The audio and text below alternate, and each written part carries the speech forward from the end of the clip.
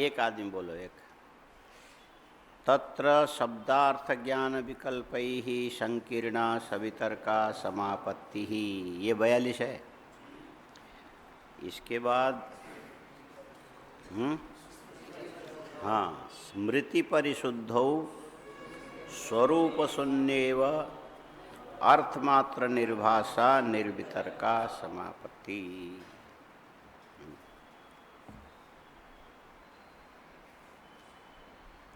घड़ी नहीं लाया लगता।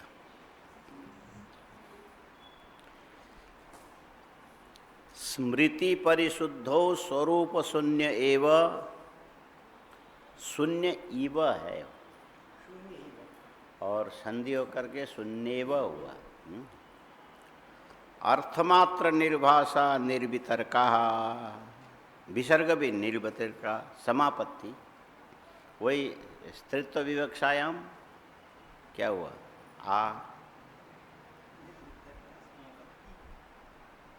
निर्वितर्का, निर्वितर्क स्त्रीत्व विवक्षा में क्या आंग होता है? टाप टाप, हाँ, अजाद्यत टाप, हाँ ठीक, होकर के निर्वितर्का बना। अब इसमें यदि समझने लायक कोई चीज़ है तो स्मृति परिशुद्धि है। हाँ, क्या समझना चाहिए? स्मृति परिशुद्धि। अच्छा, यहाँ परिशुद्धि शब्द से शब्दार्थ तो परि उपसर्ग है, उपसर्ग है, और शुद्ध शब्द है। हाँ, परि उपसर्ग किस अर्थ में प्रयोग होता है? पूरी तरह से, चारों ओर से, परितर। हाँ, परिखा में भी परि है, चारों ओर से, पूरी तरह से। स्मृति परिशुद्धौ। पहले ये बोलो, स्मृति किसको बोलते हैं? हाँ, अब इसमें संस्कार अज्ञात है। संस्कार मात्र जन्यम ज्ञानम स्मृति, लक्षण तो यही है। अच्छा, ये संस्कार क्या चीज़ है? संस्कारो नाम किम, किम नाम संस्कारत्वम।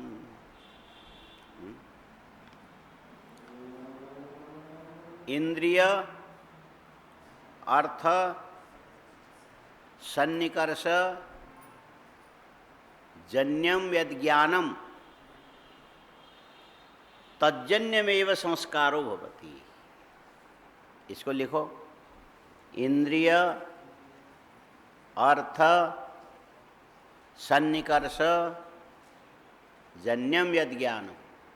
इससे अतिरिक्त भी ले सकते हैं, अनुमान आदि भी तो ले सकते हैं। हाँ, सभी लेंगे। ज्ञान मात्र जन्यम संस्कार, संस्कार मात्र जन्यम ज्ञानम स्मृति। पर वहाँ भी ज्ञान शब्द है, स्मृति में भी ज्ञान शब्द है। इसीलिए शायद उसमें संस्कार के लिए ये भी देखें क्या, कदाचित हो भी सकता है, नहीं भी हो सकता, छोटा है चर्च का जो संस्कार में तालिब दंत सा है ना, संस्कार।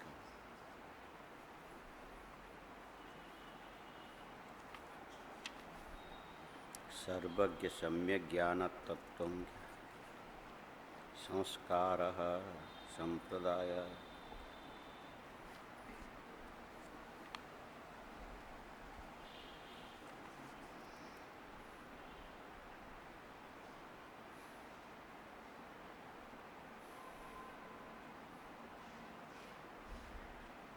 साकार साक्षात संबंध,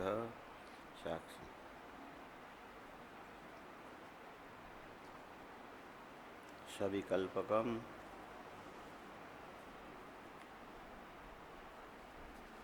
संबंध,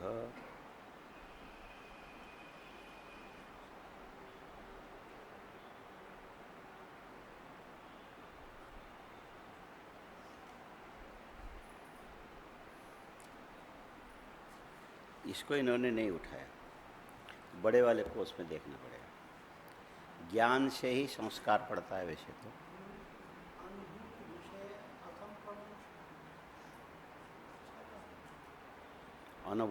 अनुभूत विषया प्रमोश, तो पर वो स्मृति को तो परिभाषित कर दिया ना, संस्कार मात्र जन्यम ज्ञानों से। वही से दोनों बराबर के हो जाएंगे ना, पर संस्कार पर सवाल है ना। अनुभूत विषय असंप्रमोश स्मृति और संस्कार मात्र जन्यम ज्ञानम स्मृति। तो अनुभूति जन्यम संस्कार ऐसे कर, ज्ञान तक मत जाना, क्योंकि स्मृति को ज्ञान मानते भी हैं लेकिन प्रमाण नहीं मानते। स्मृति को प्रमाण नहीं मानते, ज्ञान तो मानते। इसीलिए अनुभूति जन्यम ज्ञानम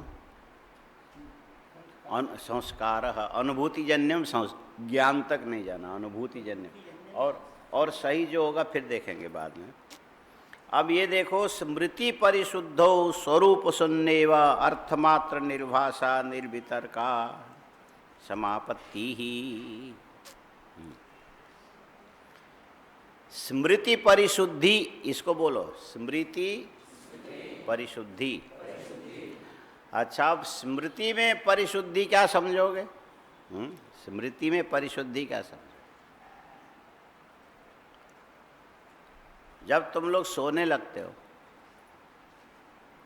और नींद नहीं आती, तब तक क्या करते हो? लेट गए, नींद नहीं आई, तब तक क्या करोगे? यही कहते होंगे मोबाइल तो रखवा लिया। कई लोगों ने चोरी से रखा भी होगा अभी भी, हाँ, बहुतों ने अभी भी मोबाइल रखा ही होगा, नहीं रखा है। जो होगा वो थोड़ी बोलेगा। हाँ, एक हिंदी में घुन्ना शब्द भी तो है, घुन्ना, घुन्ना घ है, हाँ, घुन्ना माने जो रखेगा वो ना भी नहीं बोलेगा, हाँ भी नहीं बोलेगा, ऐसा करेगा, उसको घुन्ना बोलते हैं। जो भी हो, यदि नींद नहीं आई तब तक क्या करोगे? लेटे हो, नींद भी नहीं आई, इस बीच में दिमाग में तरंगें चलती हैं, दिमाग में तरंगें चलती, कई चीज़ें। और ऐसे तो नींद से पहले भी और मरने से पहले भी। मरने से पहले का तुम लोगों को अभी अनुभव नहीं है, हाँ है, मरने से पहले का अनुभव, वहाँ भी सारी चीज़ें पलट जाती हैं। माने किसी जगह ऐसा लिखा है कि 1 सेकंड के 60वें हिस्से में जब से होश संभाला और जब ये अभी शरीर छूटने वाला है, तब तक के सारे कर्म उसको याद आ जाता है, चित्र के समान देख लेता है। और पीछे का स्पष्ट, नज़दीक का अस्पष्ट, क्योंकि पुस्तक पढ़ते ऐसे चले जाओगे, अंतिम पेज जब आएगा इसके बाद ये पलट जाएगा, फिर यहाँ से शुरू हो। तो मरने से पहले पहले भी मनुष्य की स्मृति पलट जाती है। जो शुरू से जहाँ से जानना शुरू किया था वो सब स्पष्ट याद आएगा सारा। और अभी थोड़ी देर पहले हमने चाय पिया कि नहीं पिया वो भूल जाओ, पूरा पलट जाता। माने एक के ऊपर एक रख, ये जो पन्ने जैसे होते हैं ना, एक रखा, उसके ऊपर दूसरा, तीसरा, चौथा, पांचवा, जो अंतिम होने के बाद जब पलट देते हो तो ये जो सबसे पहले यहाँ नीचे वाला यहाँ पहले नंबर में आ जाए। तो जाने से पहले भी चित्त के अंदर में जितने भी अनुभवजन्य संस्कार हैं वो सारे सामने आते हैं 1 सेकंड के 60वें हिस्से के अंदर। और वहीं से वो जाने से पहले जीवात्मा तय करता कि मुझे कहाँ जाना है। बगलों को नहीं देखा होगा तुम लोगों ने, बगलों को देखा है? बगलों को देखा है? कहाँ देखा है? हाँ, तालाब, हाँ तालाब के किनारे, तालाब में भी बोल सकते। अच्छा, ये रात को तालाब में नहीं रहते हैं, रात को पेड़ के ऊपर घोंसला बना के रहते हैं। और बगलों के घोंसला बनाने का तौर तरीका ये होता है कि शाखा के एकदम बाहर नहीं बनाएगा, थोड़ा अंदर अंदर अंदर अंदर अंदर अंदर अंदर ऐसा घुमा करके, माने ये एक शाखा यहाँ से निकल के ऐसा इधर ऐसे करके उसमें ऐसे बीच में जो किसी को दिखाई न पड़े, और रात भर घोंसले में रहेगा यदि घोंसला होगा तो, नहीं तो ऐसी जगह छिपा पड़ा रहेगा। और प्रातःकाल उठने के बाद फिर निकल के जहाँ से आकाश पूरा दिखाई पड़े ऐसी शाखा में जाके बैठ के चारों ओर देखता है। जब उड़ान भरेगा तो पहले निश्चय कर लेगा हमको इस दिशा में जाना है। तो जीवात्मा भी इसी ढंग से अनंत संस्कारों के जंगल इसके अंदर होते हैं। हाँ, संस्कारों के जंगल होते हैं। क्या क्या देखा है, कितनों से लड़ा है, कितनों से प्रेम से रहा है, कितनों से दंग पता नहीं से, माने जीवन की सारी चीजें जो संस्कार के अंदर है पूरा दिखेगा। उनमें से निकल के जाने से पहले ये विचार करेगा कि मेरा ये जो संस्कार है परिपक्व होकर के यहाँ फल के रूप में जा रहा है, इसीलिए वो जीवात्मा निकल के मन के कल्पना के अधीन वहाँ किसी न किसी साधन से पहुँचे। मतलब जब तक जीते हैं, पतंग उड़ाना जानते हो? पतंग उड़ाते हैं ना, तो आपने भी उड़ाया होगा, लेकिन उड़ाया नहीं, आया नहीं। हाँ, पर वो बचपन के वो भी एक काम है पतंग उड़ाना। वो दो आदमी चाहिए शुरू में, एक सामने पकड़ने वाला, वो जो एक लकड़ी का ऊपर का होता है ना, जो माने ये वो होगा एक ऐसा क्रॉस और ऐसा, और एक में ये छोटा सा जो तिनका टेढ़ा रख, वो उसका काम ये है कि पतंग नीचे गिरने लगे तो हवा जो है ना वो जो टेढ़े में से होकर के उसको ऊपर उठाता है, इसीलिए उसको सामने रख करके वो मतलब है कि खींचोगे वो ऊपर जाएगा, छोड़ोगे आगे बढ़े, यही तो उसका सिद्धांत यही है। अच्छा, लेकिन पतंग का सिद्धांत ये है कि पतंग बंधा रहेगा किसके साथ? धागे के साथ। और धागा रहेगा किसके पास? आदमी के हाथ पे रहेगा। और बहुत ऊंचाई पर जाने पर आदमी पर निर्भर रहेगा कि वो अंदर खींचना चाहता है या दूर छोड़ना चाहता है। दूर छोड़ना और खींचना, इसी के अंदर दूसरों के पतंग काटे जाते हैं। यहाँ तो दिल्ली में कम होता है, जयपुर के अंदर तो 80-90 साल के बुढ़े भी मकर संक्रांति के दिन छत में मिलेंगे। एक बार हम लोग गए थे जयपुर, तो मकर संक्रांति के दिन ही जयपुर में दिन में भोजन के लिए रुकना था। कहाँ जा रहे थे, शायद पुष्कर या कहीं पर, तो गए। बोले बाबूजी तो ऊपर छत में पतंग उड़ा रहे हैं। उन्होंने कहा इस उम्र में? उनको बोल दो, अब बहुत उड़ा लिए होंगे। तो आ गए। ओ आप तो, मैं तो 3-4 पतंग काटने जा रहा था, आप आ गए तो छोड़ दिए। चलो मेरे आने से कोई छूट तो गया। माने वहाँ पूरा हर आदमी छत में ही होता है, पतंग उड़ाते। मकर संक्रांति वो उस दिन विशेष, पहले बनारस में ही होता था। 3-4-5-6 बच्चे तो हर साल मरते ही मरते थे, उड़ाते उड़ाते दीवार से नीचे गिरे और मर गए। तो पतंग का ये सिद्धांत है कि जब तक धागा तुम्हारे हाथ में रहेगा तब तक धागा तुम्हारे बस में है। धागा और पतंग धागे के बस में है। बोलो, धागा किसके बस में है? और पतंग धागे के बस पे होने से ये जैसे खींचना चाहे तो खींचे, छोड़ना चाहे तो छोड़े। मान लो बीच में से किसी ने काट दिया तो उसमें 70-80 मीटर करीब धागा उसके पीछे लटका पड़ा है। अब बोलो, अब पतंग किसके बस में रहेगा? धागे के बस में रहेगा। अब पतंग होगा हवा के बस में, और धागा होगा पतंग के बस में। पहले क्या था? पतंग था आदमी के बस में, और धागा था आदमी के हाथ में, और पतंग था धागे के बस में। लेकिन बीच में कट जाने के बाद अब पतंग होगा हवा के बस में और धागा होगा पतंग के बस में।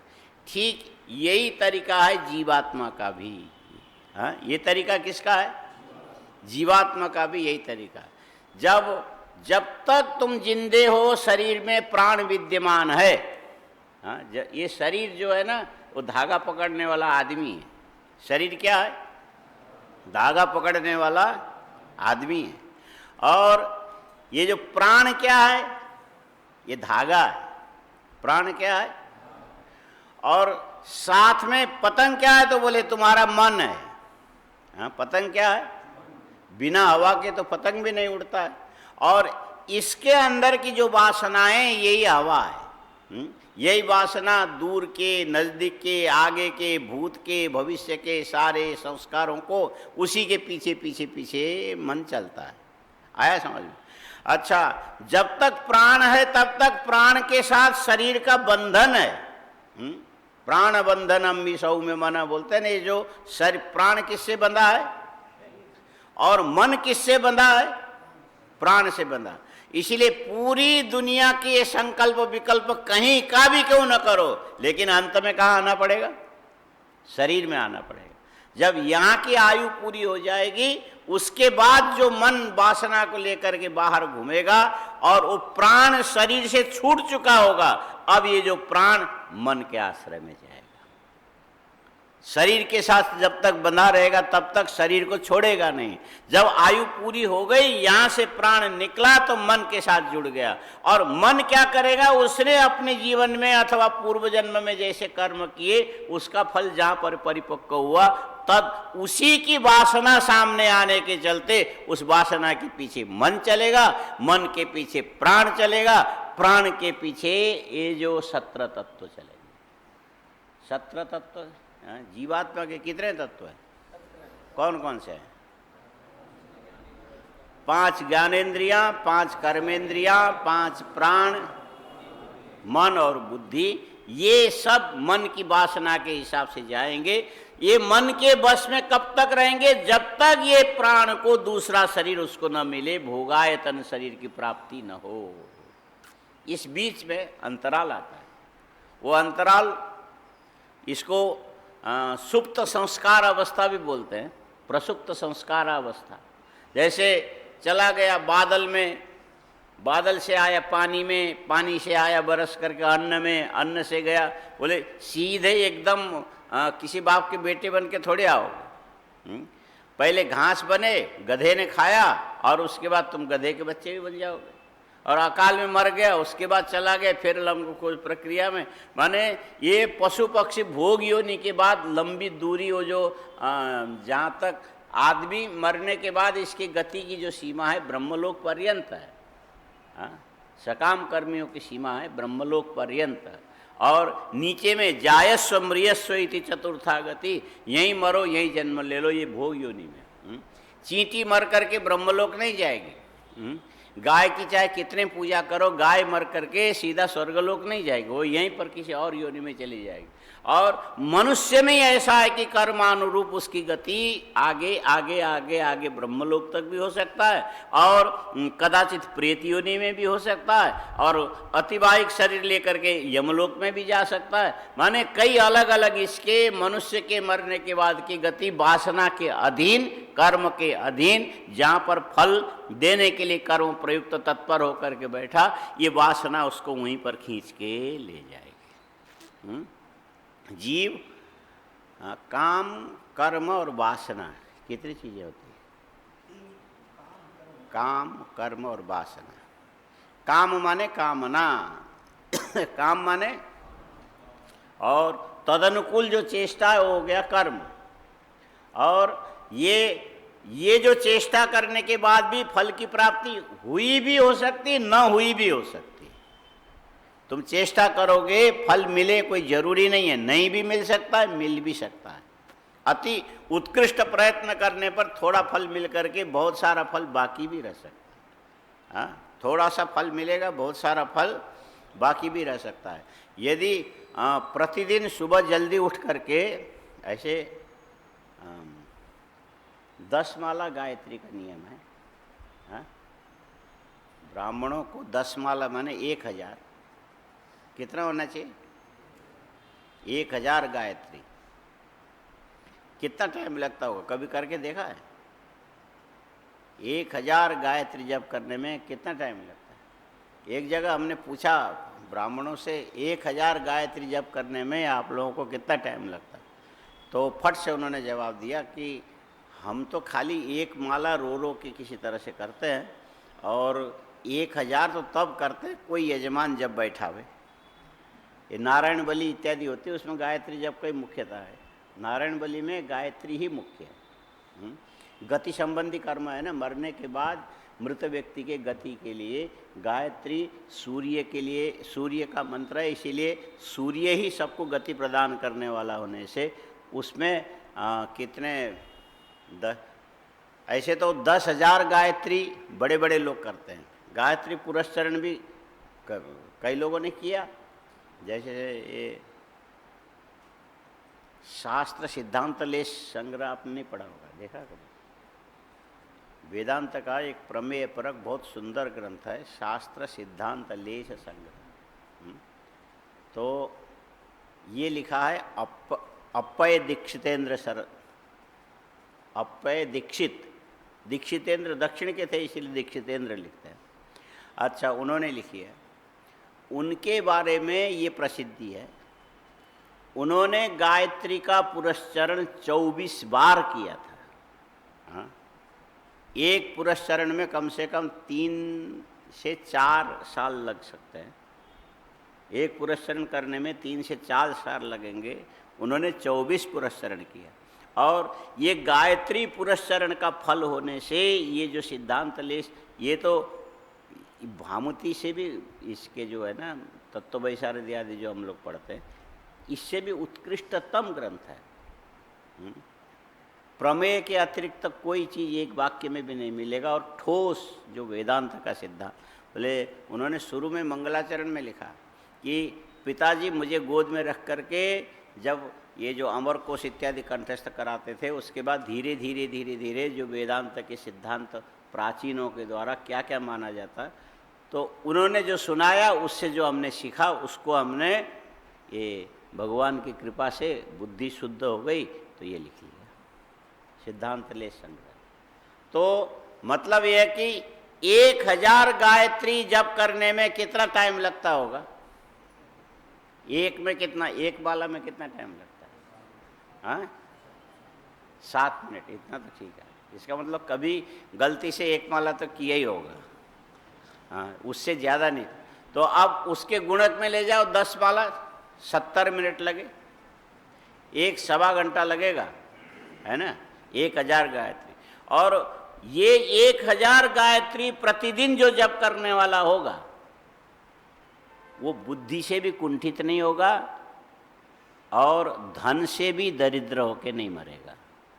हाँ, ये दोनों चीज़ें वो सूर्य अथर्वशीर्ष में लिखा हुआ है। सभाग्यवान जायते अलक्ष्मीर्नश्यति। हाँ, क्या उसमें फलश्रुति पढ़ा है? हाँ,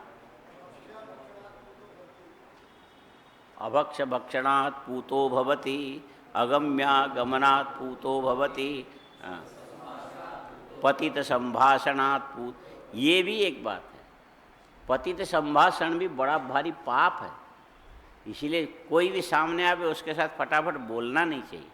आदमी को पहले देख लो, समझ लो ठीक है कि नहीं, बोलने लायक है कि नहीं।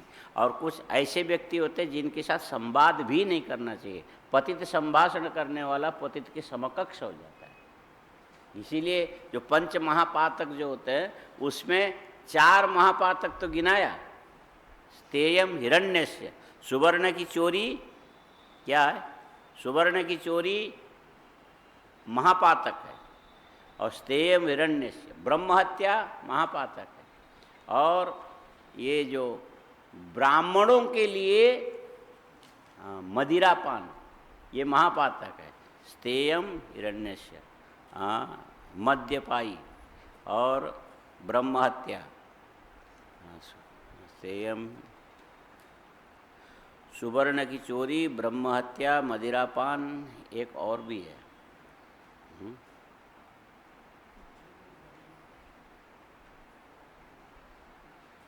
और गुरुद्वारा, गुरुतल्प गमन, माने गुरु जी के आसन में कभी भी नहीं बैठना चाहिए। ये भी महापातक के अंतर है। कितने हो गए? 4 हो गए। और 5वां महापातक नहीं है। ये 4 प्रकार के महापातक करने वालों के साथ जो संसर्ग संवाद करोगे वो भी महापातक कर। माने 5वां पाप करने की जरूरत नहीं है। ये जो 4 पातक करने वाले हैं इनके साथ जो संसर्ग करोगे तुम भी महापातकी अपने आप ही बन जाओगे। अच्छा, अब उसमें फलश्रुति में क्या क्या लिखा है देखो। क्या क्या शुरू से? हाँ, पुस्तक हो तो याद आएगा, नहीं तो अभी तो बोल रहे थे। बोलो। ये जो अनपब्रुवो या वो यावद आयुर्भवती, उसमें शिवाथर्व शेष में। हाँ,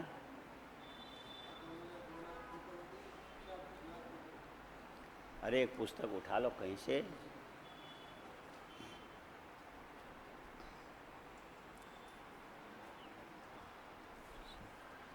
शूद्रस्येवो सतिर्गिरः, शूद्रस्येवो सतिर्गिरः।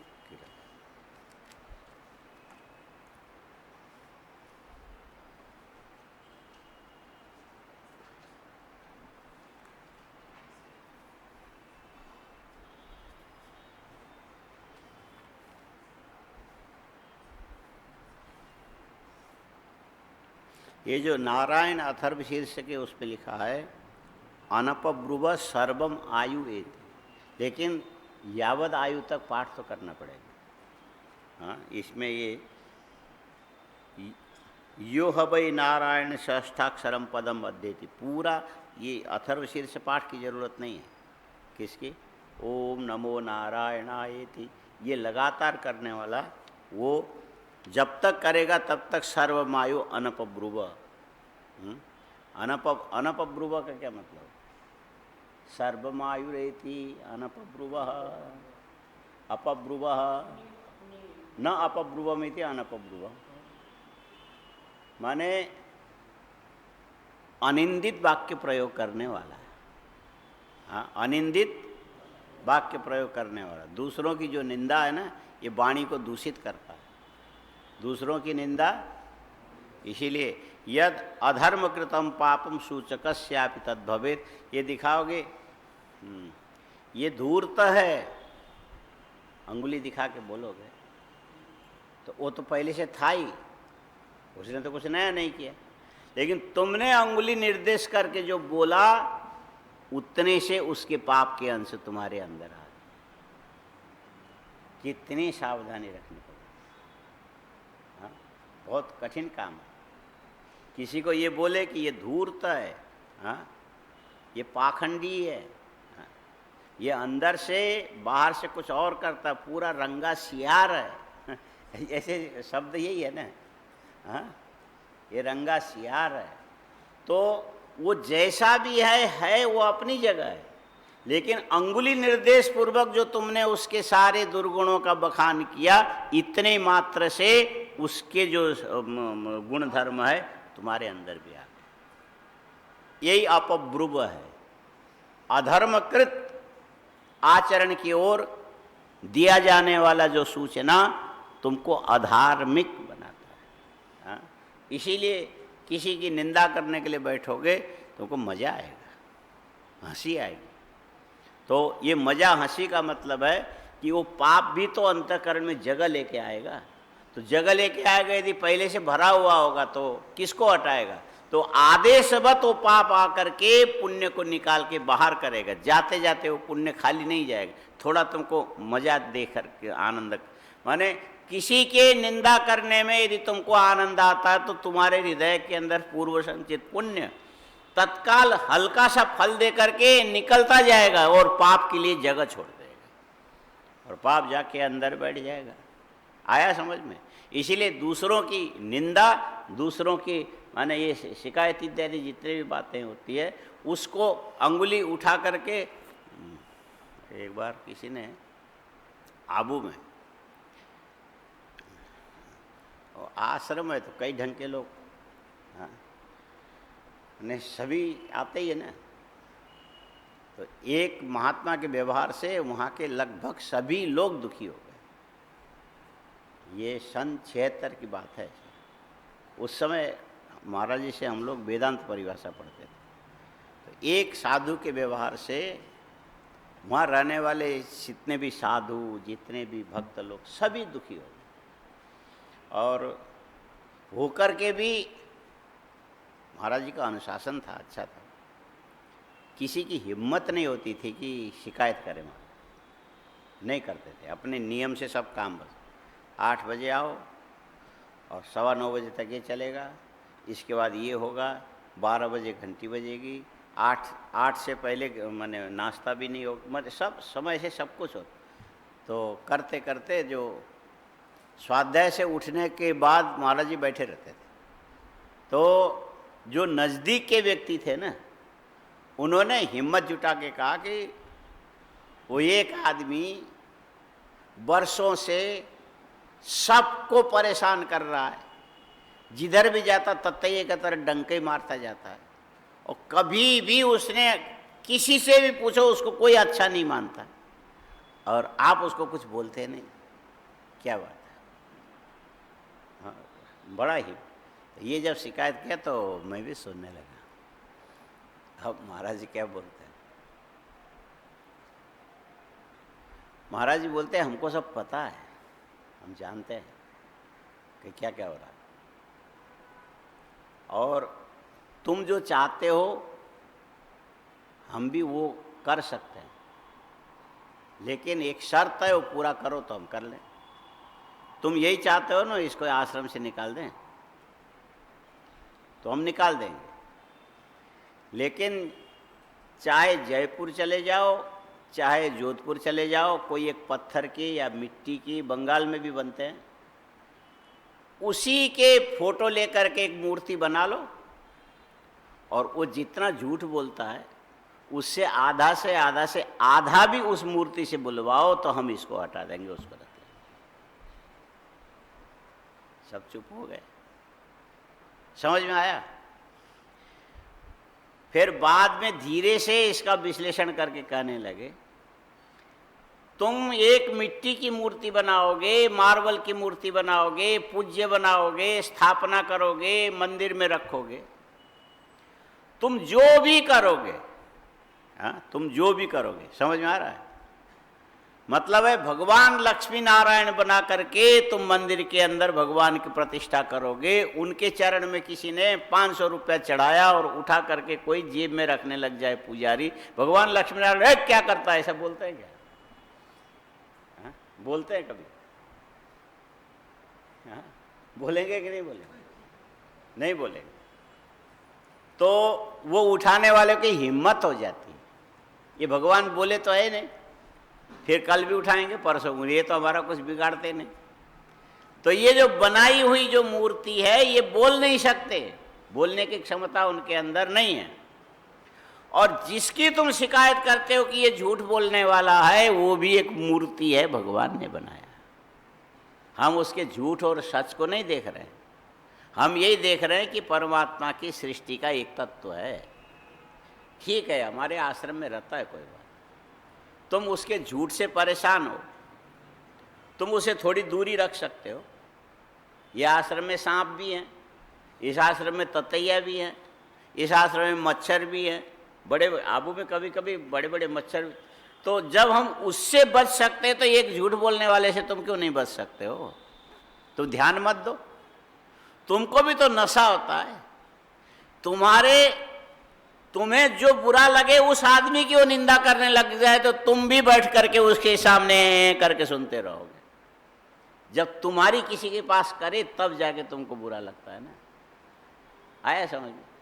माने निंदा सबको बुरा नहीं लगता है, किसकी की जाती है ये आदमी देखता है, मेरा अपने का करता है कि पराये का करता है। यदि आप पराय का, जिसको मैं बुरा मानता हूं उसी का यदि करता तो हम भी सुन के, तो ये जो मजा की सजा तो तुमको मिलेगी ना।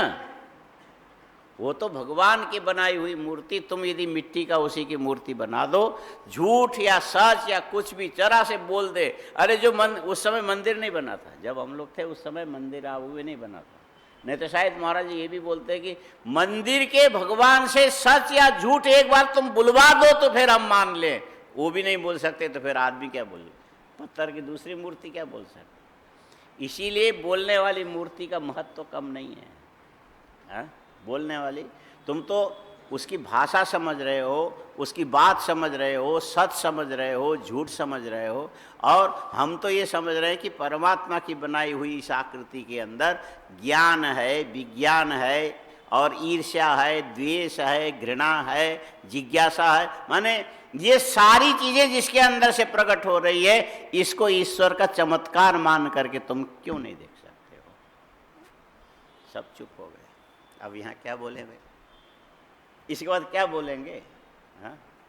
आया समझ में, हाँ? मतलब है कि इसका अर्थ ये नहीं कि तुम झूठ बोलो, इसका अर्थ ये नहीं है, वो तुम्हारे अधिकार की चीज है, लेकिन परमात्मा ने तुम्हें साधन संपन्न बना करके तो रखा है ना। वाणी दे दिया, तुम चाहो तो झूठ बोलो, तुम चाहो तो सच बोलो, क्रिया शक्ति दी, तुम चाहो तो सत्कर्म करो, तुम चाहो तो असत कर्म करो, और गति दी, तुम चाहो तो तीर्थ में जाओ, तुम चाहो तो कसाई खाना में जाओ, और ये जो भक्षण की शक्ति दी, तुम चाहो तो पवित्र अन्न खा करके जीवन बिताओ, तुम चाहो तो शराब पी लो, न खाने लायक खाओ, ये भगवान मना नहीं करेगा। लेकिन जितनी चीजें तुम्हें परमात्मा ने दिया, दुरुपयोग करना सदुपयोग करना तुम्हारे अधीन है, लेकिन परमात्मा ने दिया तो है ना।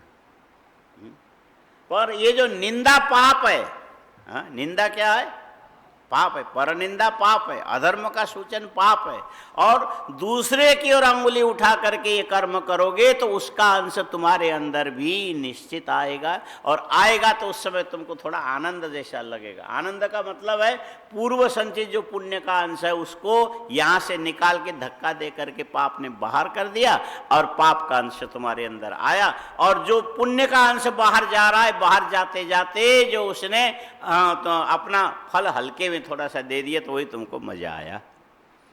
ठीक है। अब रह गई बात ये जो गायत्री मंत्र वाली, उसको भी देख लो। यह सदा अहरहर जपति सबई ब्राह्मणो भवति सबई, माने पूरे गायत्री जप सकते हो, तो वो भी पीछे आया ये। ओम भूर्भुवः स्वः ओम तत्सवितुर्वरेण्यं भर्गो देवस्य धीमहि, त्रिपदा चतुष्पदा षटपदा अलग अलग प्रकार की जो तुम कर सकते हो। और अक्षर ज्यादा होने से वो बड़ा गायत्री यदि तुम नहीं कर सकते हो तो क्या करना, यहाँ पर ये रख दिया, ओम इति एकाक्षरम ब्रह्म घृणिरिति द्वे अक्षरे सूर्य इति अक्षरद्वयम् आदित्य इति त्रीणि, ओम घृणि सूर्य आदित्य, बस इतने से भी चलेगा, इसमें अक्षर कम है। ओम घृणि सूर्य आदित्य। अच्छा, ये मंत्र है, इसका फल इन्होंने इतना लिखा देखो, यह सबई ब्राह्मणों, माने ये जप करने वाला या गायत्री जप करने वाला वही ब्राह्मण होगा। जिसने ये गायत्री जप नहीं किया वो ब्राह्मण होकर के भी ब्राह्मण नहीं है, हाँ, ब्राह्मण होकर के भी। और उसको एक नाम दिया अपने शास्त्रकारों ने, एक नाम दिया, उसको बोलते हैं ब्रह्मबंधु। हाँ, उसको क्या बोलना चाहिए, ब्राह्मणों के खानदान में कुल में उत्पन्न तो हो गया, लेकिन ब्राह्मणोचित कर्म उसने नहीं किया, इसलिए उसको ब्राह्मण बोलना, ब्रह्मबंधु कहना चाहिए। ब्रह्म से, ब्राह्मण से संबंध रखता, उस कुल खानदान से संबंध रखता, बस इतना ही है, इससे ज़्यादा नहीं है। और ये मंत्र यदि अहरहर जपति, प्रतिदिन यदि जप करता है, तो फिर ये जो ब्राह्मणत्व से च्युत हो गया, उससे फिर दोबारा ब्राह्मणत्व की प्रतिष्ठा में आके बैठ जाएगा। सब ब्राह्मणो भवति, और सूर्याभिमुखो जप्त्वा महाभ्यादि, और यही मंत्र यदि सूर्य के सामने जप करने लग जाओगे तो महाव्याधि भय से मुक्ति मिलेगी। तो तुम तो अभी रोगी बीमार तो हो नहीं, ज़्यादा से ज़्यादा और किसी के लिए कर सकते हो, कोई दक्षिणा देवे दक्षिणा ब्राह्मण आजकल भाड़े के तो रह गए। हाँ, हम ब्राह्मण हैं, दक्षिणा दोगे बैठ के करेंगे, नहीं तो नहीं करेंगे। हाँ, तो यह सूर्याभिमुखो जप्ता महाव्याधि भयात प्रमुच्यते अलक्ष्मीर नश्यति। प्रतिदिन यदि करोगे तो दारिद्र्य भी चला जाएगा। हाँ, क्या जाएगा? दारिद्र्य भी चला जाएगा। अलक्ष्मीर नश्यति ये लिखा है। और अभक्ष भक्षणात्, कभी कदाचित जो नहीं खाना चाहिए ऐसी चीज़ें तुमने यदि खाई होगी तो ये जब करोगे तो उस पाप से तुम्हें छुटकारा मिल जाएगा। अभक्ष भक्षणात् पूतो, अभक्ष भक्षणात् माने अरे मीट वगैरह जो खाना, हाँ, मीट वगैरह जो खाना होता है ये अभक्ष भक्षण। हाँ, ये जीवन भर तुम्हें कुसंस्कारी बना के रखेगा। हाँ, जीवन भर कुसंस्कारी बना के रखेगा। इसीलिए यदि कदाचित बचपन में किसी ने ऐसा किया होगा तो भी उससे छूटने का उपाय क्या है? बोले ये मंत्र जपो। अलक्ष्मीर नश्यति अभक्ष भक्षणात् पूतो भवति अगम्यागमनात् पूतो, अगम्य गमन किया होगा तो भी उससे भी पवित्र हो जाएगा। पूतो भवति पतित, ये भी आया। जो पंच महापातक में से 4 महापातक करने वाला जो व्यक्ति है उसके साथ तुम्हारी दोस्ती होगी, संबंध होगा, बातचीत करोगे, उसके द्वारा आने वाला जो पाप होगा उसको भी यदि मिटाना होगा तो यही जप करो। ओम घृणी सूर्य आदित्य। और असत संभाषण, और एक पतित संभाषण अलग है। पतित संभाषण, पतित कौन? बोले धुंधुकारी पतित है, उसके साथ संभाषण ये पाप है। हाँ? दूसरा असत कौन है? राजा बेन। राजा बेन जो है ना असत था, सच में असत था, और नास्तिक वगैरह उनको असत माना जाता है। और असत संभाषण, अरे कदाचित उनसे तुमको बोलना पड़ा तो भी यही मंत्र तुम्हें शुद्ध करेगा। मध्याह्ने सूर्याभिमुख पठेत सद्योत्पन्न पंच महापातकात्, माने मध्याह्न में, मध्य दिन में 12 बजे से लेके 3 बजे तक मध्य दिन माना जाता है। यदि सूर्य के सामने बैठ करके ये जप करोगे तो बोले सद्य उत्पन्न तात्कालिक जितने भी 5 प्रकार के महापातक हैं उन सबको ये शुद्ध कर देगा। सैशाम सावित्री, यहाँ तक इसकी फलश्रुति है। अब सवाल है कि ये जो जप करने वाले को जितनी भी चीज़ें यहाँ लिखी गई है सारी चीज़ें इसी जीवन में तत्काल उपलब्ध, किसी को दिखता है किसी को नहीं दिखता है। थोड़े बहुत फल मिलेगा। हाँ, दूसरे के लिए करते हो दक्षिणा दे देंगे। दूसरे के लिए जो करते हो, हाँ दक्षिणा। पहले आपके समय में कितना देते थे? पहले 1 घंटा जप करने का कितना दक्षिणा देते थे? हाँ, याद नहीं है? आप 50 के दशक के हैं ना, 1950 के। हाँ, 1950 माने जन्म आपका कौन सा है?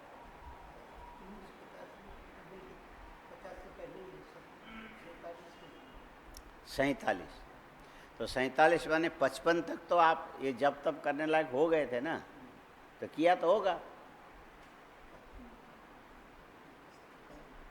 45 का जन्म है, 48, 49, 50, 51, 52, 53, 54, 55। हाँ, उस समय 8 साल के रहे होंगे, यज्ञोपवीत हो गया होगा। अच्छा, नरवर में हुआ यज्ञोपवीत? अच्छा, नरवर में आप रहे। उसी समय शायद शाश्वतानंद जी भी शिव कुमार करके रहे नरवर में, उसी वहीं रहे ना आप नरवर में। वो जो एक महात्मा जी का, हाँ क्या नाम था उनका? अच्छा अच्छा, वो विद्यालय में आप रहे। नरवर में एक आश्रम है, उस पर हमारे शाश्वतानंद जी रहे, उनका नाम था शिव प्रसाद। शिव प्रसाद उनका नाम था। बाद में शाश्वतानंद हुए। तो एक वो महात्मा जी के नाम मुझे याद नहीं उनके, तो उनके यहाँ वो भी रहे। वो उस समय वही था लगभग। हाँ हाँ हाँ, वो उस समय के जो विद्यार्थी बड़े तेजस्वी वहाँ से निकलते थे। तो मतलब ये कि ये जो इतना करने पर भी उस समय दक्षिणा जो मिलता था, आप जो है ना 55-60 तक मान लें, सन 1960 तक 1 घंटा बैठ करके जप करोगे तो आपको 10 पैसे मिलते थे, 10 पैसे बस। वो भी कोई कोई उधार देता था, सभी लोग नहीं देते। हाँ, ज़्यादा पूजा पाठ मारवाड़ी लोग कराते हैं, वो ज़्यादा नहीं देते, कम देते, 10 पैसे देते थे।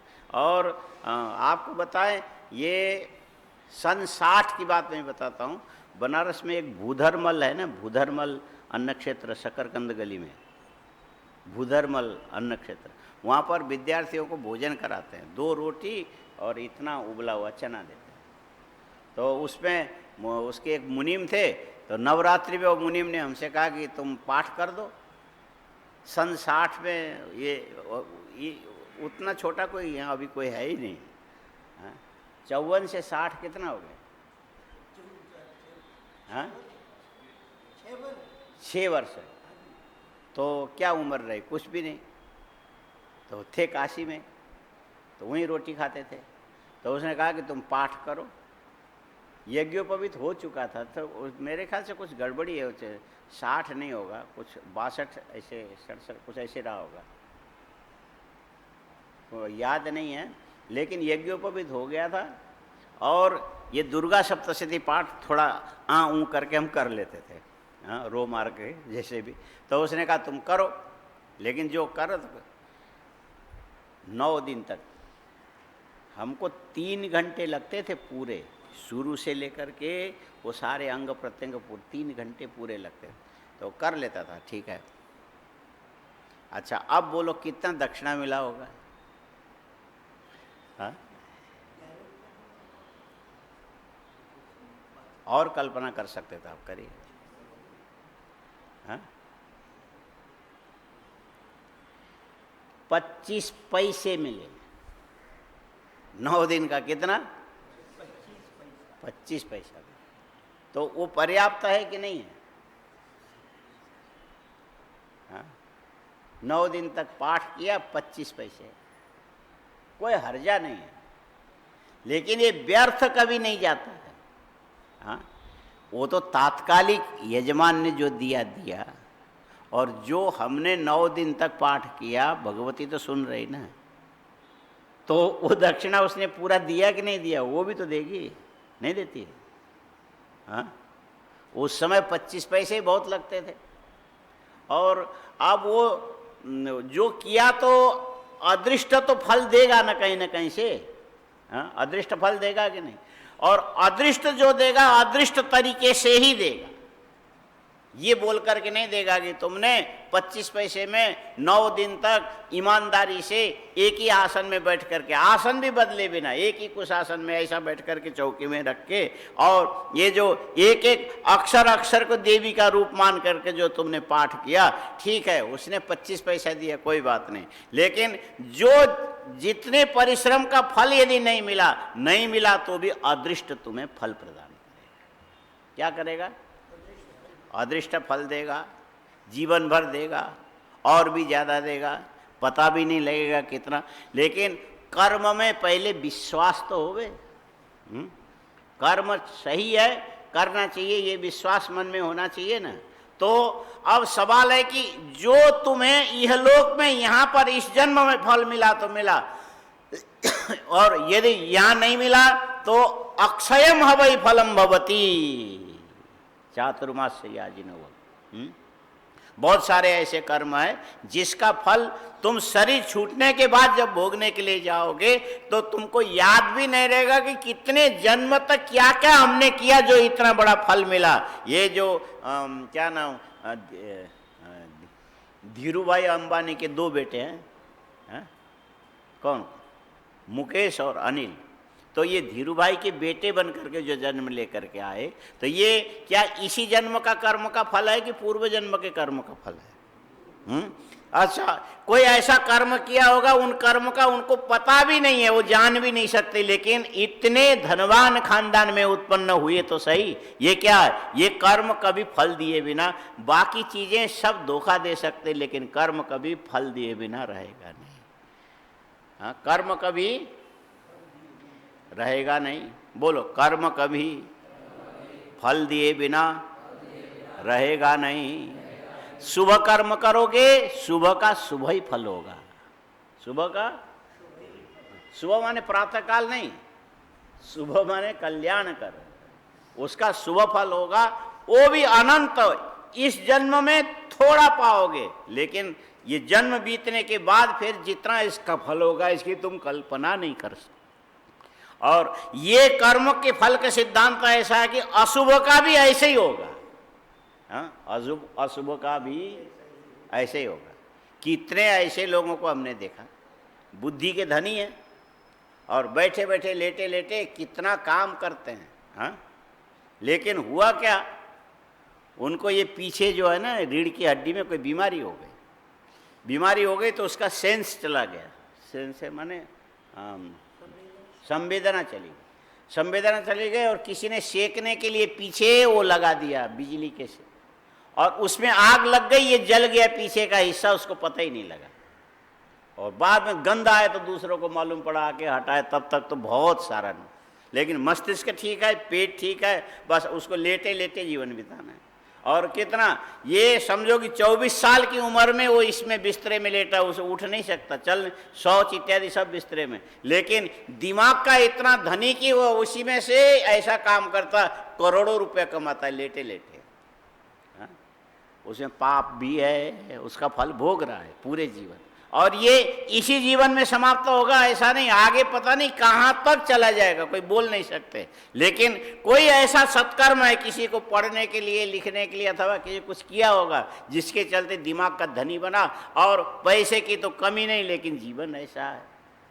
इसलिए कर्म का जो फल है ये शरीर छूटने से पहले जो मिलेगा अल्प मात्रा में मिलेगा, इसके बाद जो होगा ये अक्षय अनंत फल प्रदान करने वाला होता है यदि करोगे तो। अब ये जो गायत्री मंत्र, ये समझ लो कि तुमने एक माला किसी तरह से रोज किया तो भी कम नहीं रहेगा, तो भी कम नहीं है। अभी तत्काल में तुमको भले पता न लगे, लेकिन नियम पूर्वक हमेशा करते रहोगे तो लंबे जीवन में मरने से पहले एक बार पलट करके एक क्षण में देख लोगे कि हमने गायत्री को कभी छोड़ा नहीं, इसीलिए मेरा ये जीवन बड़ा निर्विघ्न, बड़े इज्जत से, बड़े मान से, सम्मान से, आराम से, हर चीज से निकला। और लेकिन उसका फल जो अंदर अवशिष्ट रहा, अब यहाँ से मरने के बाद भी हम कभी शूद्र योनि में नहीं जाएंगे। हाँ, वो कर्म जीवात्मा देखता है। हाँ, हाँ, क्या शुचि नाम श्रीमताम गेहे योग भ्रष्टो भिजायते। पहले के जो कर्म के चलते ब्राह्मण के घर में उत्पन्न होगे, उसके बाद यज्ञोपवीत संस्कार ब्राह्मण के घर में, माने संस्कारी ब्राह्मण के घर में।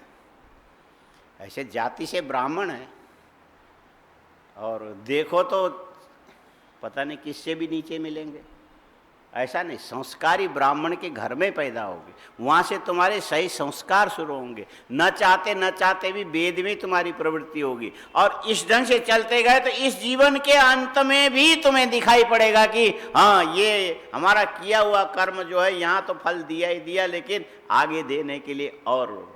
हाँ, इसीलिए अनेक जन्म संसिद्धि ततो याति पराम गतिम। और भी गीता में सारी चीज़ें स्पष्ट है। बोले एक जन्म में उससे जो और ऊंचा, और ऐसा करते करते करते सहस्त्र,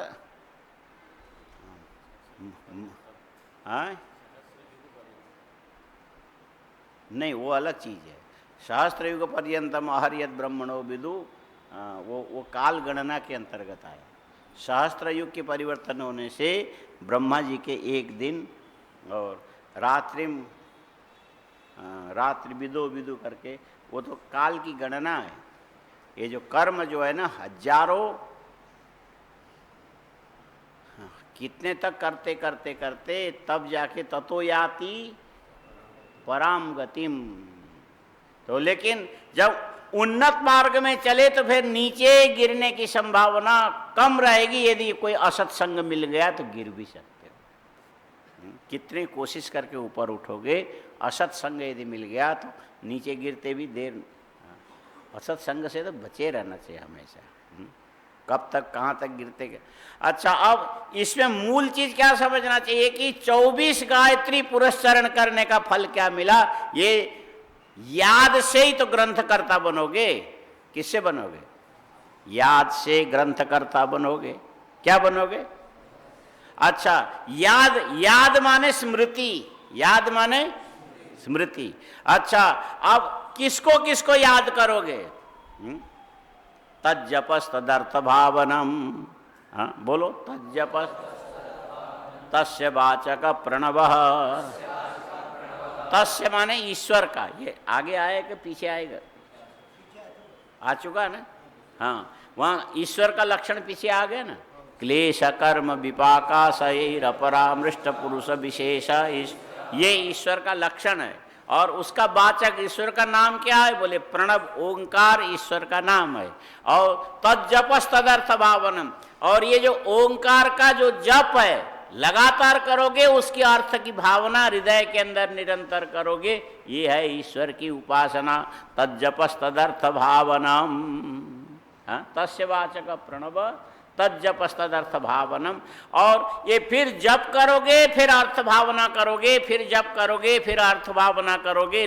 बार बार ये काम करते करते करते करते करते ये जो ईश्वर के नाम का, ईश्वर के न जो जैसे कितने नाम, अर्थ और ज्ञान कितने थे? कहाँ पर बताया था? सवितर्क समापत्ति में शब्दार्थ ज्ञान विकल्प सवितर्का समापत्ति। उसमें एक होगा शब्द, माने ओंकार क्या है? ओंकार क्या है? शब्द है। और परमात्मा क्या है? अर्थ है। और ये जो शब्द और अर्थ के संबंध का जो बोध है, ये क्या है? वो ज्ञान है।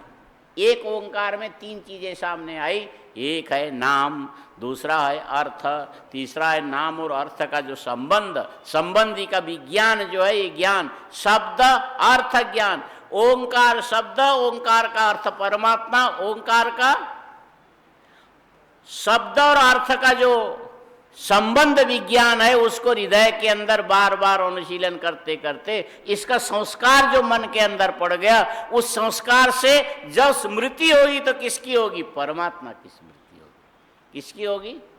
परमात्मा की स्मृति होगी। और ये जो परमात्मा की स्मृति भी सिद्ध काल में यदि इसकी स्मृति हो गई तो तुमको सिद्धि मिल जाएगी। वो सिद्धि काल क्या है? समय का अपना अपना होता है। जैसे तुम एक माला जप करोगे तो उतने का फल मिलेगा यदि घर में रोज प्रतिदिन करते हो। और यदि गंगा किनारे स्नान करके वहीं बैठ के एक माला जप करोगे तो उसमें 1000 माला जप करने का फल मिलेगा। और यज्ञशाला में करोगे तो भी 1000 माला का फल मिलेगा। गौशाला में करोगे तो भी 1000 माला का फल मिलेगा। और यही चीज यदि ग्रहण के समय में नाभि तक जल में खड़े होकर के करोगे तो 1,00,000 माला का फल एक ही माला से मिलेगा। कितना? 1,00,000 माला फेरना तो मुश्किल काम है। लेकिन ग्रहण के समय में पुण्य नदी गंगा इत्यादि प्रवाहशील जो समुद्रगामिनी, उसको पुण्य नदी बोलते हैं। जो निकल करके स्रोत से समुद्र तक जाने वाली है उसी को पुण्य नदी बोलते हैं। जो समुद्र से जाने से पहले ही कहीं विलीन हो जाए तो उसको पुण्य नदी नहीं बोलते हैं। बिहार में एक नदी है ना, कर्मनाशा, न होना ही अच्छा है। कर्मनाशा में पानी न होना अच्छा है। यदि पानी हो और आप श्रद्धा के आवेश में जाकर के स्नान करोगे तो जीवन भर जितना आपने पुण्य कर्म किया वो सारा स्वाहा हो जाएगा। हाँ, पुण्यक्षरति कीर्त धर्मक्षरति कीर्तना कर्मनाशा जल स्पर्शात करतो याति। सिंधु नदी को पार नहीं करना चाहिए और कर्मनाशा जल में स्नान नहीं करना चाहिए और जल स्पर्श ही नहीं करना चाहिए। आपके सारे सत्कर्म को नाश कर देगा। और कर्मनाशा जल स्पर्शात करतो याति लंघनात्। गंडकी नदी में कभी तैरना नहीं चाहिए। यदि गंडकी नदी में तैरोगे तो तुम्हारा पुण्य क्षय होता है। गंडकी बाहु तरनाथ धर्मक्षरति कीर्तनात्, तो कर्मनाशा नदी है। वहाँ पर जा करके तुम्हारे सत्कर्म की वृद्धि नहीं होगी। जीवन भर जितना जप किया होगा, तप किया होगा, दान किया होगा, तीर्थ यात्रा, सब कुछ कर्मनाशा जल स्पर्श करते सारा स्वाहा हो। और ये बिहार में है, इसीलिए बिहार के लोगों पर लोग कम भरोसा करते हैं। उनका पुण्य तो कर्मनाशा नदी की जल स्पर्श करने से पहले नष्ट हो चुका होता है। ये शास्त्र में ऐसी विधान है। स्वामी कर्पात्री जी बोलते थे, बिहार में तुम जाओ, गया चले जाओ, और जगह जाओ, तीर्थ में जाओ, और ऐसे तो अपने वो स्वामी जी सीधे ही बोलते थे।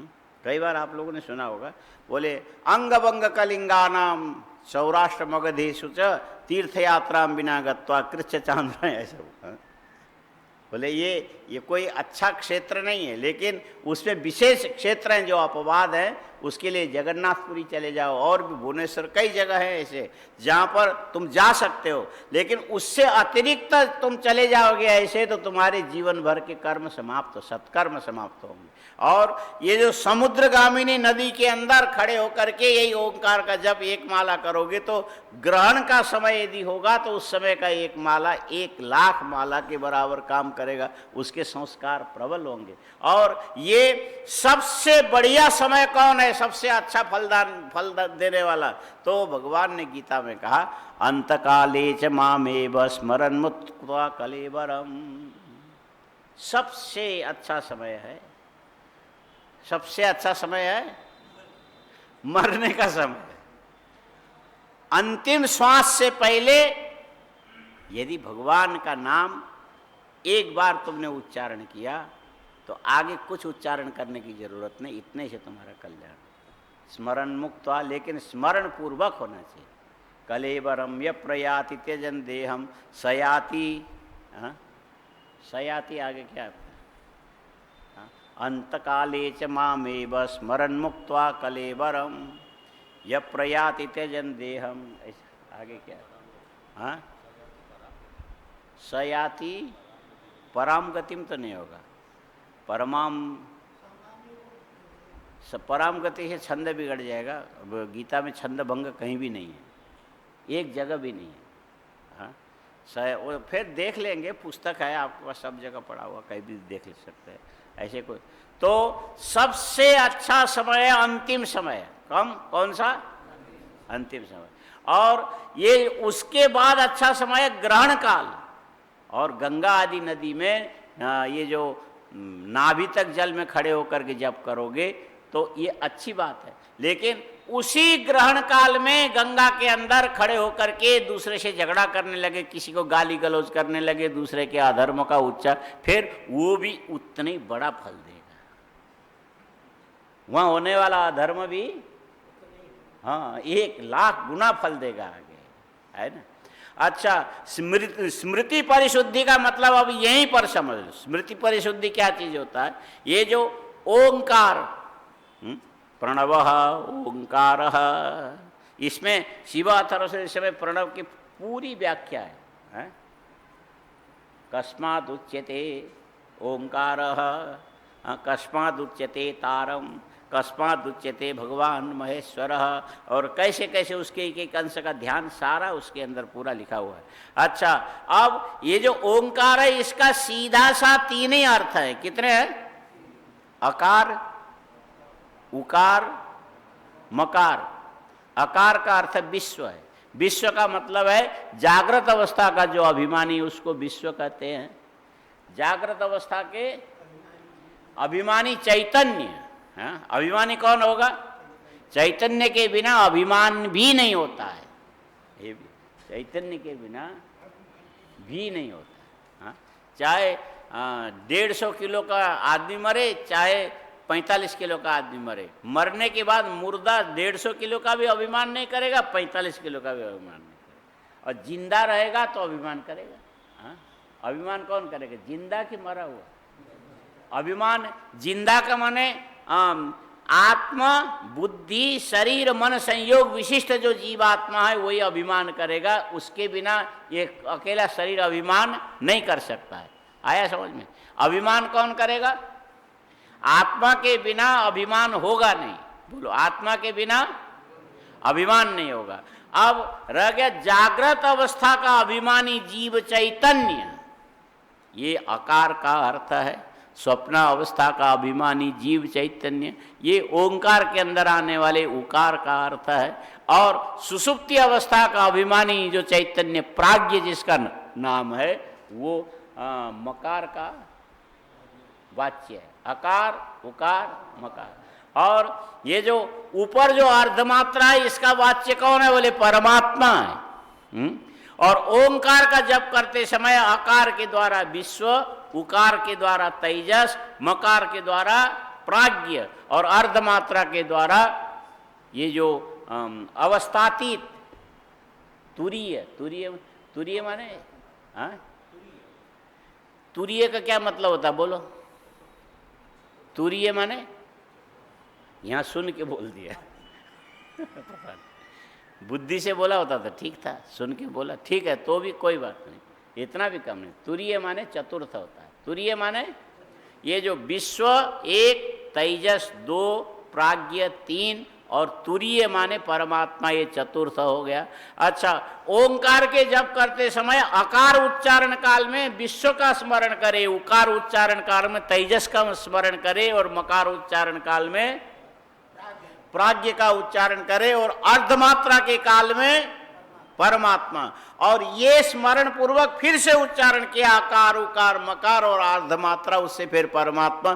ये संस्कार बार बार बार बार बार बार अभ्यास करते करते करते करते करते चित्त के अंदर के अन्य सारे संस्कार निकल जाए, सारे संस्कार।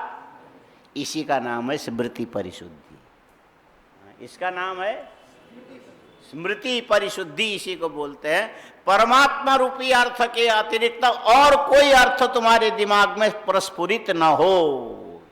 मरते समय परमात्मा के अतिरिक्त अन्य अर्थ कभी तुम्हारे दिमाग में स्मरण में नहीं आना चाहिए। आया समझ में? तुम लोगों के मरने में बहुत समय है, हम लोग जल्दी जाएंगे, हाँ।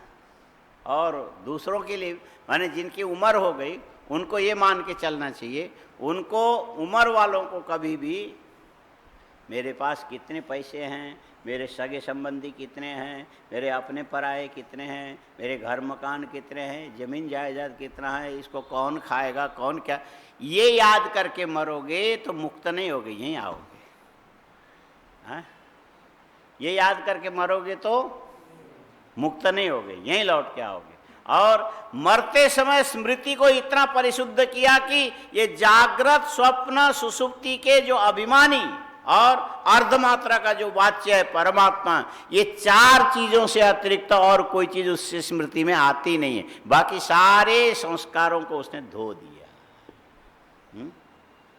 चाहे धृतराष्ट्र की कितनी भी निंदा करो, लेकिन नारद जी ने कहा, युधिष्ठिर रोने लगे, मेरे ताऊ जी जा करके जल करके मर गए, मैं खबरदार मत जाना यहाँ से, एक कदम आगे मत बढ़ो। युधिष्ठिर डर गए, क्या बात है, मूर्ख आदमी, उसका जीवन जैसा भी रहा होगा, लेकिन दावानल में जानबूझ के जाके बैठ गया जलती हुई आग में, और अपने जीवन के सारे पापों को उसने जला दिया, और स्मृति में परमात्मा के अतिरिक्त और किसी को स्मरण नहीं किया।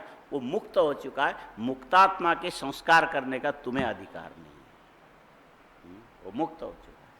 माने जीवन भर तुमने चाहे कितना भी खटपट किया हो, लेकिन अंत में स्मृति परिशुद्धि का मतलब है अंत में परमात्मा के अतिरिक्त और कोई यदि याद नहीं आया, यही समझ लो तुम्हारी स्मृति की परिशुद्धि।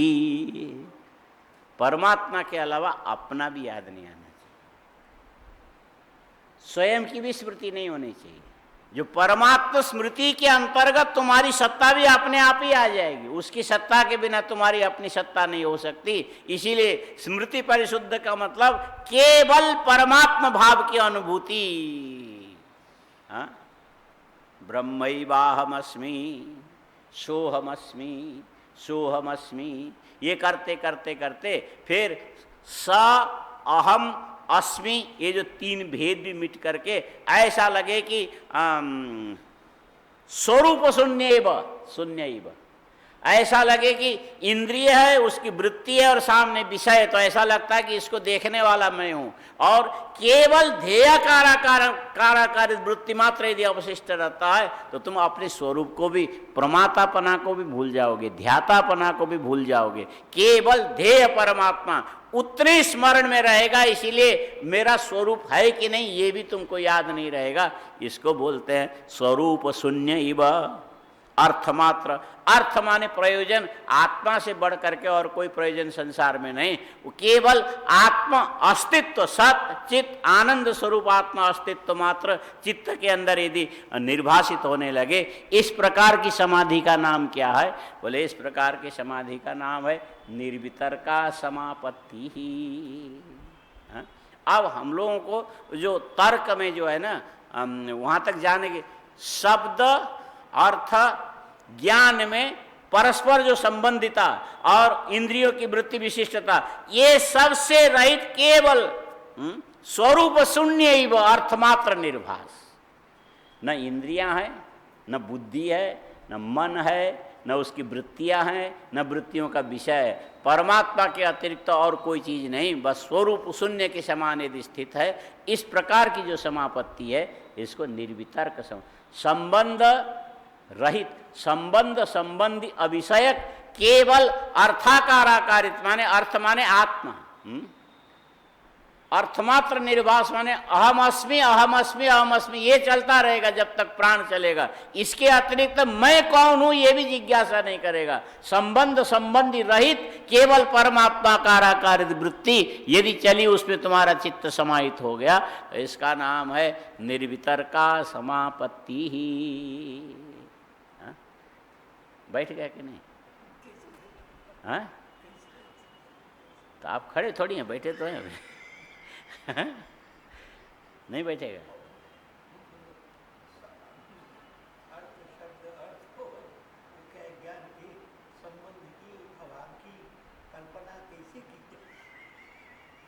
करना नहीं पड़ता है।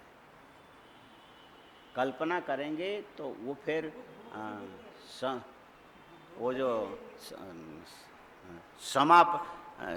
निर्वितर्का समापत्ति नहीं है। हाँ, वो तो इसमें अभी हम कर्तृत्व भाव आविष्ट है ना, इसलिए उस कल्पना से थोड़े से कठिन जैसा लगता है, कठिन जैसा लगता है। लेकिन इसको कभी कभी लगातार आप अभ्यास करते चले जाएंगे तो अभ्यास काल में आपकी साधना इंद्रियां जो है ना डमरू की तरह अपने आप करती चली जाएगी और आप चेतना शून्य कई बार हो सकता है, बहुत बार होता है ऐसा। आप सारे काम कर रहे हैं, आंखें बंद है, और चित्त का जो संबंध है अन्य स्मृति से रहित होकर के अपने जो स्वरूप में, तो उसको लगातार अभ्यास के बाद देखोगे तो बीच बीच में आता रहेगा, और उसी पर चित्त यदि एकाग्र हो गया तो ये निर्वितर्का समापत्ति।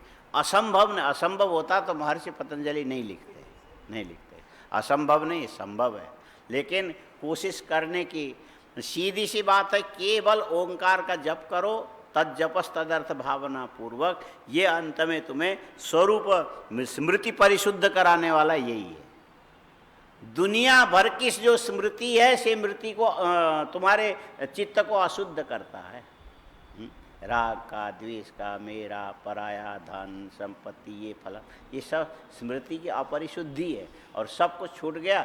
बस परमात्मा का ब्रह्मैव अहम अस्मि, ये बोलना, ये शब्द अर्थ ज्ञान के साथ है, और ये व्याख्या कर रहे हैं, इसीलिए इस समय ऐसा। और जिस समय मात्र अनुभूति करेंगे उस समय कोई मुख से शब्द नहीं निकलेगा, कोई आंख से दृश्य नहीं दिखेगा, कोई कान से शब्द सुनाई नहीं पड़ेगा। बैठे रहोगे, जिंदे रहोगे, मर नहीं जाओगे, तो भी बीच में ऐसी वृत्ति आएगी। कितनी इतने देर मैं कहाँ था मुझे पता नहीं, लेकिन मैं था ये मुझे मालूम। अर्थमात्र निर्भास, निर्वितर्का समापत्ति ही।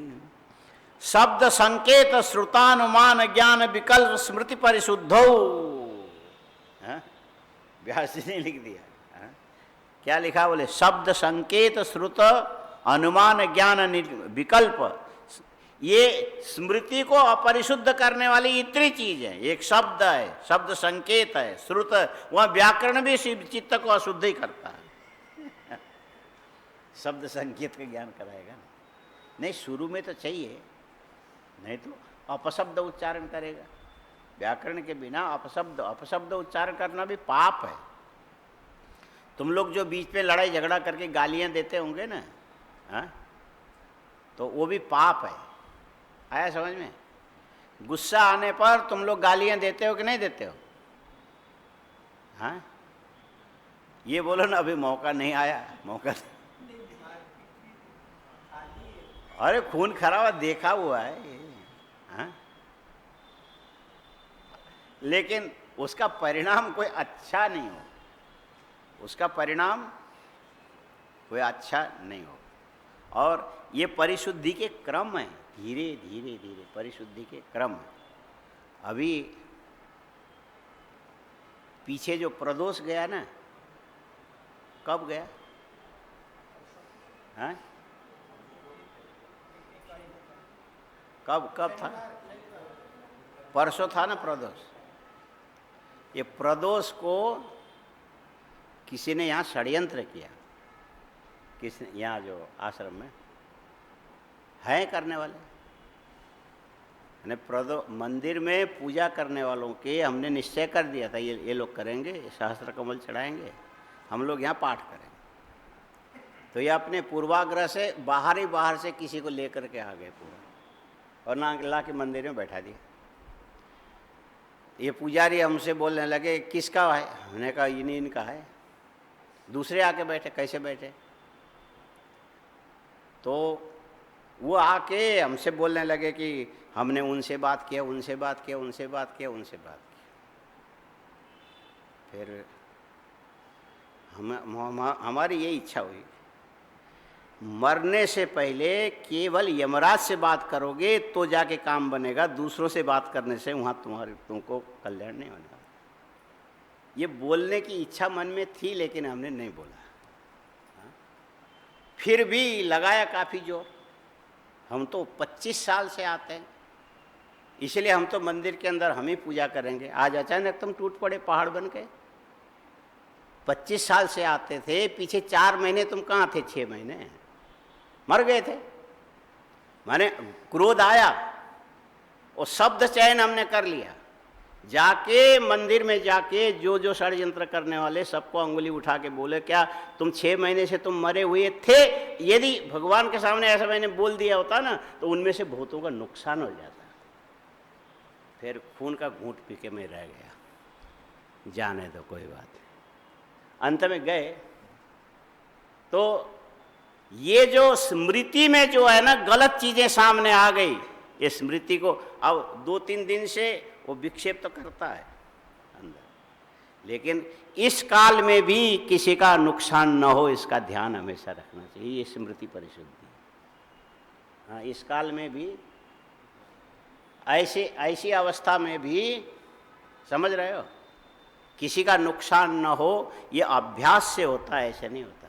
हाँ, अभ्यास के बिना नहीं होता। ये सन 92 की बात है शायद, 92 या कितने,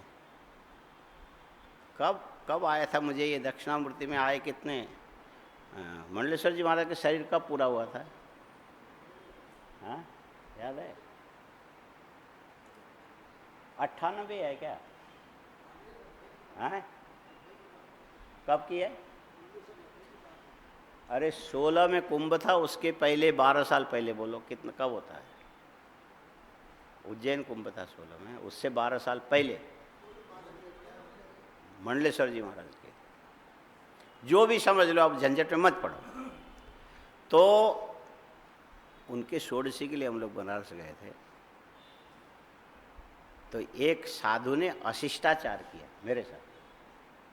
आया फूल माला लेके, और क्या क्या बोल के सुबह ब्राह्म मुहूर्त में 4 बजे हुए, तो वो माला ऐसा करके फेंका मेरे ऊपर। चुप हो। गेट से निकल के अनाप शनाप बोल के जाने लगा। मैंने कहा ये तेरी वाणी अंतिम है, तेरी वाणी अंतिम है। वहाँ से सीधा रामकृष्ण मिशन गया, और कोई जीभ में कुछ निकल गया, बम्बई गया, टेस्ट कराया, बोले कैंसर निकला। फिर वो जीभ पूरा डॉक्टर ने काट दिया। अब उसके बाद हमने कहा था तेरी वाणी ये अंतिम है, हाँ? लेकिन वो मुख से शब्द निकालना नहीं चाहिए था। आया समझ में? मुख से शब्द निकालना नहीं चाहिए था, निकाल दिया। तो ये कल परसों की जो घटना हुई, मुझे वो याद था, क्योंकि वो जीभ कटने के बाद भी 6 महीने से ज़्यादा वो जिंदा रहा। पाँव पकड़ के रोया, मैं उठ के चल दिया, तुम्हारे रोने से कोई फायदा नहीं, जो होना हो तो कर्म का फल है। ऐसी परिस्थिति ना आने पाए उसके लिए भी चित्त का संयम चाहिए।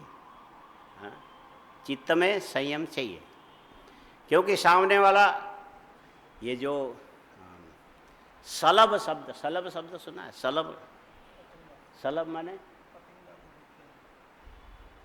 सलभ माने पतिंगा मात्र नहीं है।